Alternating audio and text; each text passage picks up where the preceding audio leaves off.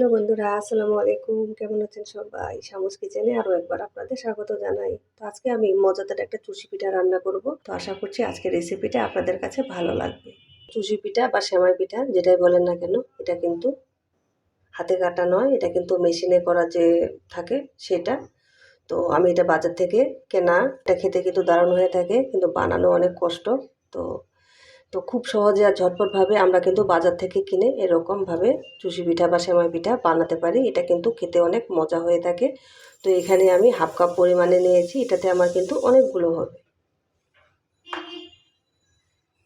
তো আপনারা চাইলে কিন্তু আমার মতো এভাবে ঝটপটভাবে চুষি পিঠা বা সেমাই পিঠা খেতে মন চাইলে এভাবে কিন্তু 10 মিনিটের মধ্যে আমরা রান্না করে খেতে পারি, কোনো ঝামেলা ছাড়াই।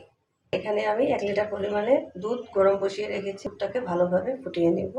তো দুধটা আমার ফুটে উঠেছে, এই সময় এখানে আমি দুটা এলাচ দিয়ে দিলাম, মুখগুলো আমি ফাটিয়ে দিয়েছি। তো দুধের মধ্যে যখন ভালোভাবে বলক চলে আসবে তখন আমি এখানে চুষি পিঠাগুলো দিয়ে দিব। এটা কিন্তু রান্না হতে বেশি সময় লাগে না, যেহেতু এটা আগে থেকে তৈরি করা। এখন আমি ভালোভাবে নেড়ে নেব। আমাদের কিন্তু দাঁড়িয়ে থেকে কিন্তু বারবার নেড়ে দিতে হবে আর দেখতে হবে, এটাকে যেহেতু চালের আটা দিয়ে করা, তো তাড়াতাড়ি কিন্তু আমাদের সিদ্ধ হয়ে যাবে। মিষ্টির জন্য এখানে আমি গুড় দিয়ে দিচ্ছি, এটা খেজুরের গুড়, তো আমি দিয়ে দিলাম। আপনারা চাই মিষ্টি জিনিসে যদি লবণ পছন্দ করেন তাহলে সামান্য চিমটি পরিমাণে লবণ দিয়ে দিতে পারেন। তো গুড়টা দিয়ে এখন আমি ভালোভাবে মিশিয়ে নিব। কিন্তু রান্নাটা হয়ে গেছে, ঘন থকথকে হয়ে আসছে, আর যে সেমাইগুলো ছিল সেগুলো কিন্তু সিদ্ধ হয়ে গেছে। তো আপনাদের হাতের কাছে যদি ফ্রেশ নারিকেল কোরানো থাকে তো উপরে নারিকেল কোরানো দিয়ে দিতে পারেন, তাহলে কিন্তু খেতে অনেক মজা হয়ে থাকবে।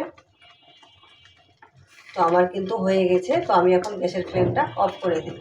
তো হাতে যদি 5 থেকে 7 মিনিট থাকে তাহলে কিন্তু আমরা এরকম সেমাই পিঠা বানিয়ে খেতে পারি। এটা খেতে কিন্তু অনেক মজার হয়ে থাকে। তো যার সুন্দর সুঘ্রাণ বের হয়েছে, আপনারা না বানালে কিন্তু বুঝতে পারবেন না যে এটা কতটা মজাদার আর লোভনীয়। আমরা কিন্তু ঝটপটভাবে এভাবে রান্না করতে পারি। তো যারা এরকম চুষি পিঠা খেতে পছন্দ করেন, আমার মতো একবার হলেও এভাবে বানিয়ে খাবেন, দারুণ হয়ে থাকে। একবার বানালে কিন্তু এর প্রেমে পড়ে যাবেন, তখন কিন্তু হাতে কেটে নয়, এভাবে বাজার থেকে কিনে এনেই ঝটপটভাবেই বানিয়ে খেতে পারবেন।